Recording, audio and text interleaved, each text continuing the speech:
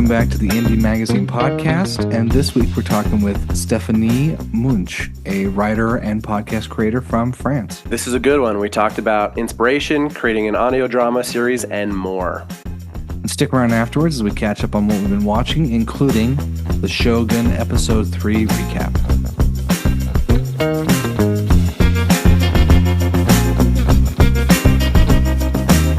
Stéphanie, welcome to the Inkwood podcast. I'm here with Madison, and we're happy to have you on.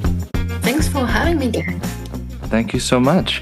For all of our listeners, do you want to talk a little bit about your creative pursuits and where you're located? I am a podcast maker and director now, since I directed my first podcast. I'm from France. I'm born and raised in northeast of France, but I now live right in the middle of France. So I love to travel, and I think that it has a big influence on my writing and everything I did so far. My latest work is the podcast Looking for Sally. It's a mix of horror, supernatural, and it's a series. So we just started recording the first season last October, and it's still on. That's awesome. And where did the idea for Looking for Sally first come from? Oh, it's a mix of influences. You know, I'm that big fan of Stephen King's book. And I was a first writer before being a screenwriter. So I was writing books, but fantastic, supernatural kind of stories. And I always start off writing a real horror story. And 2 years ago, I thought, okay, now it's a time for me to take the step and write a real horror story based on everything I liked. So there is a lot of Stephen King references in that, and TV shows like Supernatural and everything. I watched it. And so I was a big fan of that show called Forge and Fire, that you may know. And it was COVID time, and we would binge watch Forge and Fire, you know, like 10 episodes in a row. And I thought, this guy, Jenninson, would make a wonderful horror hero. And so I decided to contact Jay and to ask him if he was okay to be the character of my horror book, Looking for Sally. And he said, sure, go for it. Because he is that fan of horror and heavy metal, just like I am. I thought, okay, so let's go. And I wrote the first Looking for Sally book. And then we both liked it and enjoyed writing it. So I decided to make another one. And after I finished book number 2, I thought, okay, that's pretty cool, but it's not enough. I really wanted something more than just a book. And that's when I started thinking about adapting it first into a screenplay for a feature film. But I submitted that screenplay to different creatives and producers, and they all told me, yes, but that will make a better series than a feature film, because there is so much to the story, you cannot just stick to one film. And so I said, okay, I'm going to do that. And I decided to write the series. After that, of course, I needed a way to tell it. That's how the podcast came. I was going to ask how you settled on the idea of doing a podcast, because, you know, it kind of is a little bit of a throwback to the audio dramas of, like, you know, the early, 1920s or whatever, where, we're sitting around a radio listening to an audio drama. There's just so many different mediums for storytelling these days. And so I'm very curious, anytime I hear like an audio drama on a podcast, how did you settle on podcasting as the medium? Yeah, absolutely. So many mediums, so many ways to tell a story now. The only thing I knew, absolutely, I wanted actors to play my characters. I just didn't want just an audiobook. I really wanted actors to play and be my characters and bring them to life. So that was number one. And then I thought, okay, I want to produce it myself. I don't have the budget, obviously, for a real TV show. So what I'm going to do is produce a podcast. And, I'm glad I did that, because I've been able to tell the story my way. and with a wonderful team of actors. Actually, they are screenwriters before being voice actors. So they know what I'm talking about. They know their job, and it's been quite a journey, an experience, and I am happy I did that. Podcast was definitely a good choice because it allows you to, it's just like a TV show but without the picture. That was my goal when I started that. I really wanted to give the audience a TV show. So you have everything, the interpretation of the actors, the sound, the creepy music. You have this atmosphere just without a picture. So I think I nailed that. As far as the actors or the people doing sound, the editors and things like that, how did you first get connected with these people? Was it through an online source? Were you just meeting people at a coffee shop? How did that process go? Oh, a coffee shop. Unfortunately, no, because I'm in France and I wanted to make this podcast in English. The story takes place in the United States, so I wanted American actors.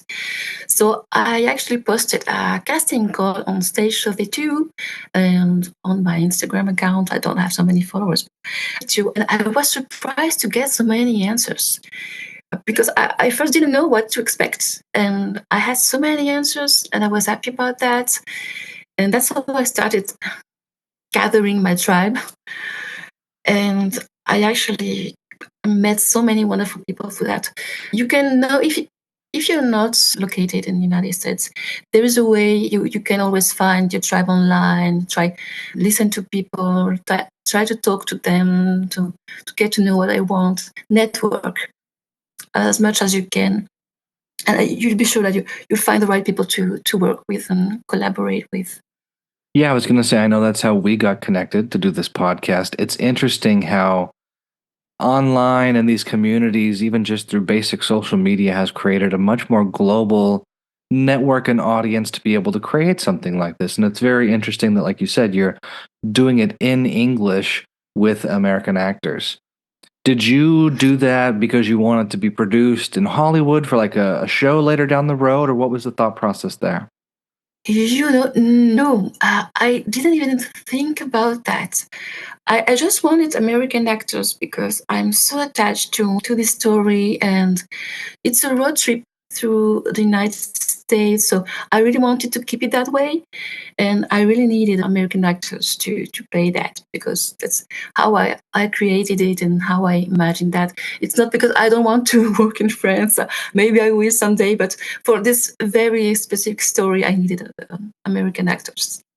What did you learn about your writing style and how it changed from going from a book to the podcast? Did you adapt it a little more, like you said, adding sounds and things, but how did your writing style change when you knew it was going to be on the podcast medium? A lot of things change when you adapt a book to scripts anyway. That's something I learned when I learned screenwriting, because when you're a writer, you tend to give lots of details and to go very far into your character's mind. You cannot do that in a script. So you have to find another way to make understand how your character feels, and yeah, it's quite tricky because when you know the story, like I knew looking for Sally, you may be tempted to keep too much, and you have to cut a lot. Sometimes scenes that you really like, you don't want to cut them, but you have to do that. And it's tricky, really. It takes time because you need to find the right pace for your story and also know what really works. Maybe add some other scenes to really make it clear to the audience. It's tricky. It takes time. You cannot do that in only one draft. It takes more, like 5, 6, 10 times to get to the right pace and to really find the right way to say your story. But I got some help doing that because I have a co-author who is also the one narrating the story, Jacqueline, and she's very good at finding those little details that work or don't work, and really she was so helpful on that. What are your goals for Looking with Sally? Do you have multiple seasons mapped out? Are there other stories that you're wanting to tell? Oh yeah. Yeah, I just finished editing episode 4, and it was supposed to be a 3-book story. So season 1 of the podcast, let's say, is book 1. So I've got like 10, 15 more episodes. They're already in my head. The part is already written. So my goal is to go on, and if I can, with the same team, and to make things even better than what I did for season 1.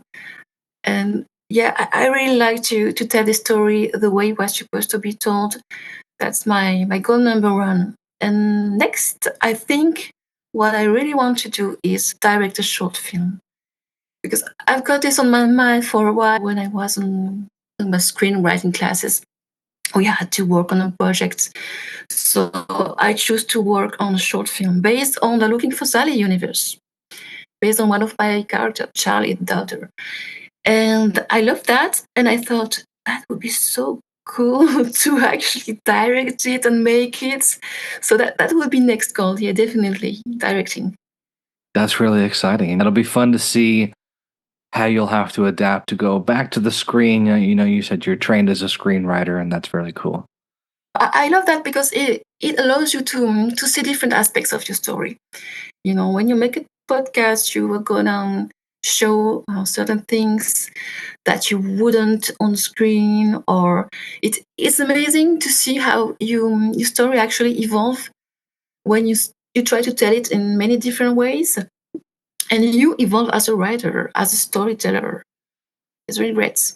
Yeah, and it definitely makes you so much more multifaceted to be able to think in each of those different arenas. As someone who's writing and in the thick of 10 to 15 more episodes of Looking for Sally, does your brain also section off an area where you're able to write other things unrelated to Looking for Sally?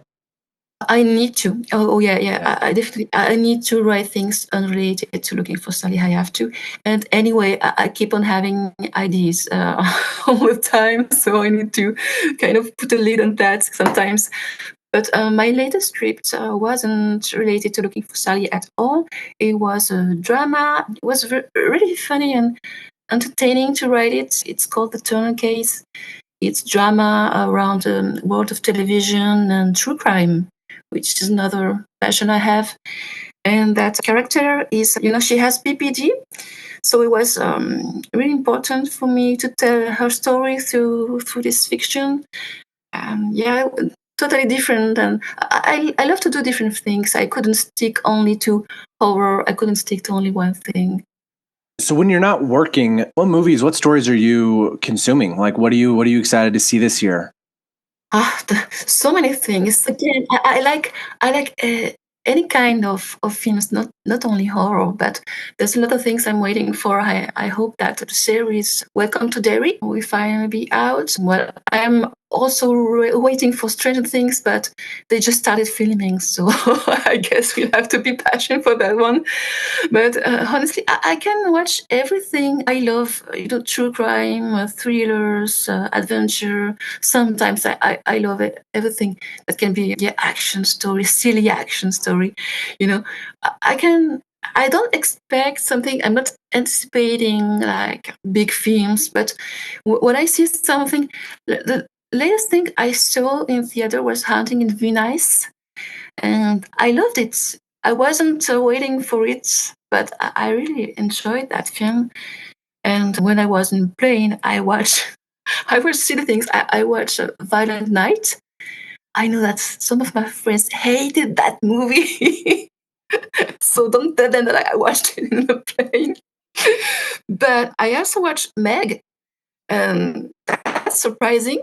But that was funny, when you're in a plane and you're a bit anxious. It's good to take your minds off things. So I really can see everything, but I'm more into TV shows. So I'm waiting, yes, for everything Stephen King related and every Mike Flanagan story. I really like what this guy does. You said not just horror, but then it was a lot of thriller, action, violence. It sounds like you're getting a good lay of the land for everything that's from the Megan Sharks to a prequel to it. So keeping that heart rate high, that's a good thing to do. That's right. Yeah, you're right. Yeah. Well, we'll definitely stay in touch as your next couple episodes are coming out. I want to ask you because I know the last episodes came out last fall. When is your next episode supposed to premiere on the podcast? Next week, next episode 4, will premiere on Wednesday. And it's been a crazy, crazy episode to record and edit. And I had really a lot of fun. As you say, it's a bit violent. So, yeah, maybe there's something wrong with me. But I really enjoy doing that one, yeah. And I think audience and listener will enjoy that. Yeah, I mean, I think it's a great genre, and there's so many fans. I feel like horror is in a growth period. It kind of goes up and down. Right now, it seems to be growing, and there's an appetite for podcasts like what you're doing with Looking for Sally of thriller, horror, action, suspense, maybe a little murder here and there. So it's very exciting. Yeah, I think you're right. I think that lately it's still coming back, and maybe thanks to the TV shows, people start loving horror again. And well, good, because I love that, and and enjoy doing that. So that's perfect. You need a few chills sometimes. Well, we're glad you're bringing more chills and thrills to people, and yeah, we'll keep up and we'll keep in touch. And as you get more coming out, whether it be a short film or more episodes, we'll have you back on the podcast. Sure, it will be a pleasure to see you back. Ours as well. Thanks so much. Thank you.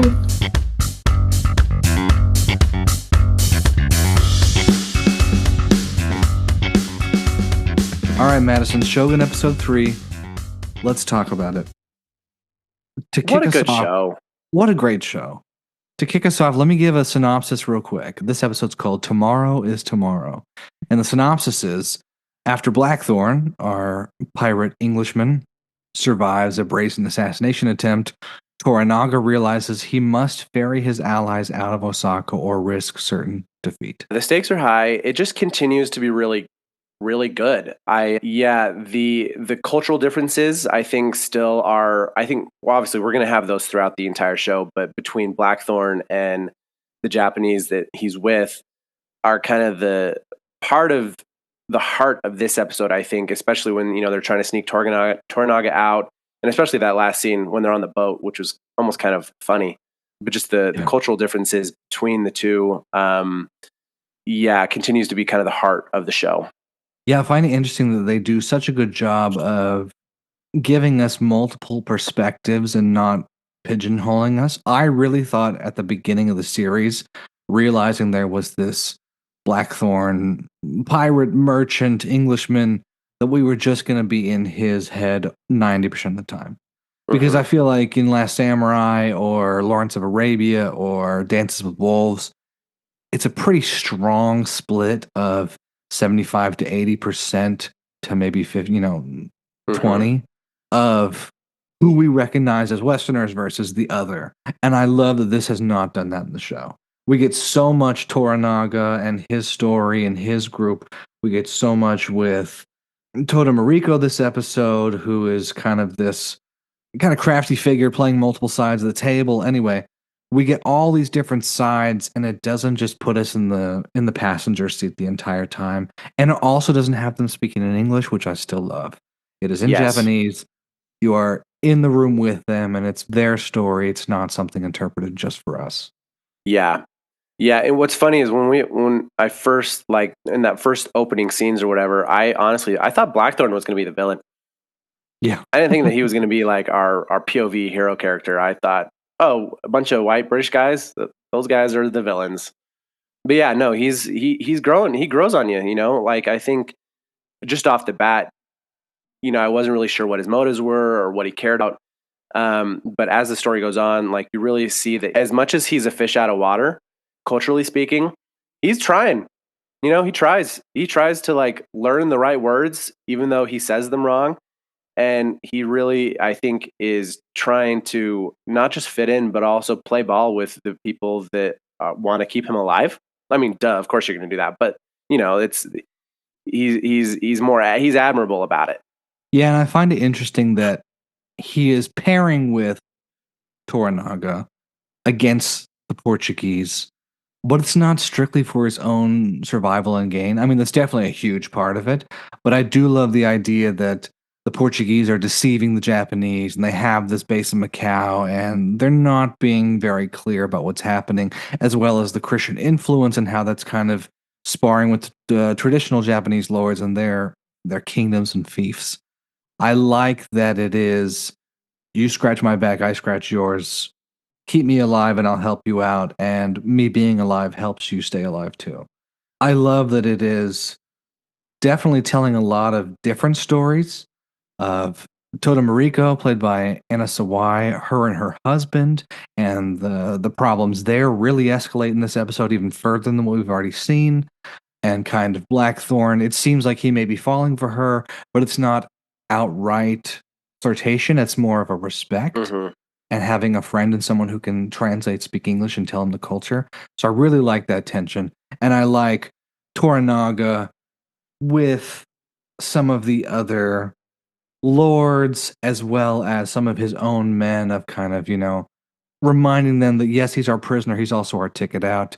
And Christianity and the Portuguese are not our friends, and I will fight for Japanese culture and our Japan over anything else. Yeah. Yeah, no, there are certainly quite a few stories going on, and the writing does a really good job of not like dropping the ball on them. Like we get the scene where that one lady gets the remains of her husband and baby. Yeah. And like, wow, what an image of just like the honorific culture that exists there to essentially have carried out an execution of a man and his son, his baby infant son, and to like dress it up with such honor and prestige is just it's shocking, it's jarring to watch. Yeah, it definitely is interesting because I think at the beginning of the series as well as throughout, there's this question of who's really who's really the savage, or whose culture is correct and who's not. And at first in the last two episodes it was played for like, oh, you haven't showered, what are you doing? And I think it's great that we have Blackthorn understanding some of the differences and then trying to play it for the good of Toranaga and the party. So of course, this group is trying to head out. They're trying to go out of Osaka, down into the bay, get into a boat, try to escape to another fief or another kingdom, so they don't get stuck there and executed or assassinated. And we have Blackthorn screaming, "Does no one respect the purity of women?" Or just trying to use the differences in culture and also knowing he can take a punch to protect Toranaga as he's there in disguise. I kind of enjoyed that's kind of the way it flipped of instead of setting ourselves at differences just to say we're different, it's, oh, this can be used tactfully. Let's do that there.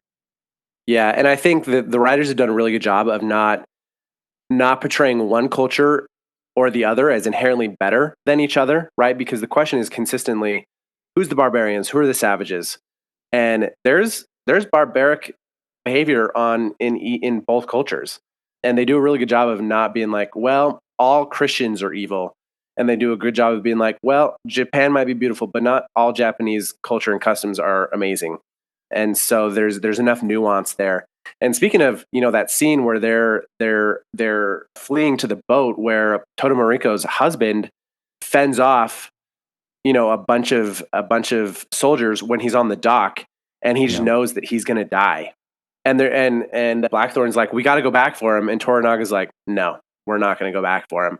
And just this is kind of it's hard to say beauty, but like the honorific culture here it's a profound moment where Toranaga recognizes the sacrifice that's happening. And, he shouts across the bay at Toto Mariko's husband.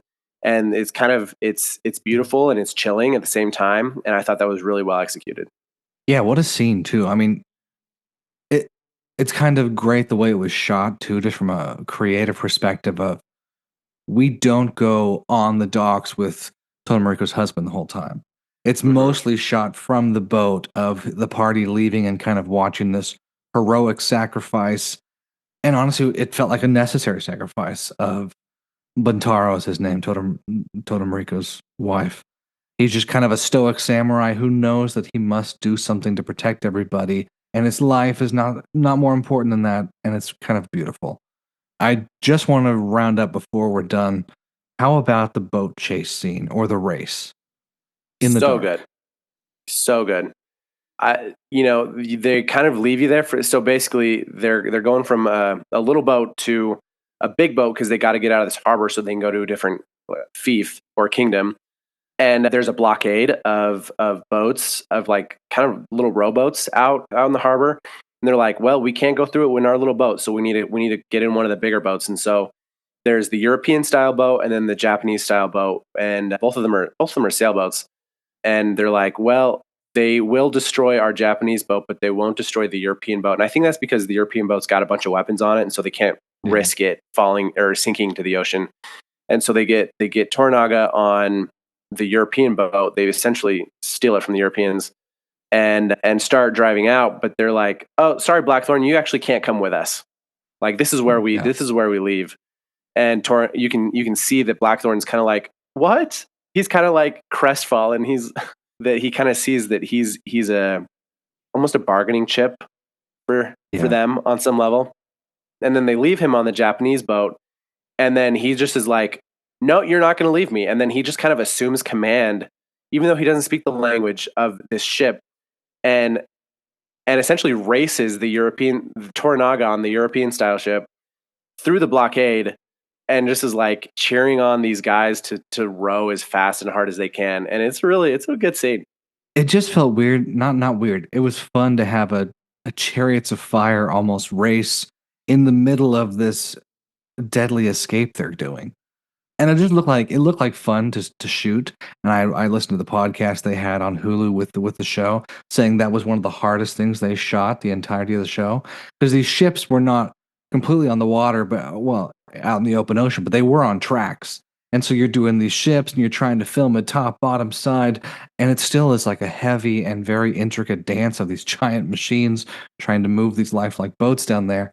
But again, I have to praise the cinematographer and the DP, because the lighting, it was not so pitch black. You didn't know what was happening. I was like, wait, did we take notes from Pirates of the Caribbean? Are we back? We can actually see this? We can see the ships at night?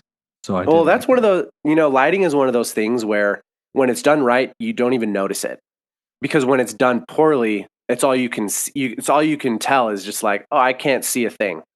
Or like, this doesn't look like nighttime. But when it's done well, it's like, I'm not even thinking about the lighting. I just am accepting that this is real, and you're just leaning into it. So it's really, really well done and bold and brave to like do a night shot.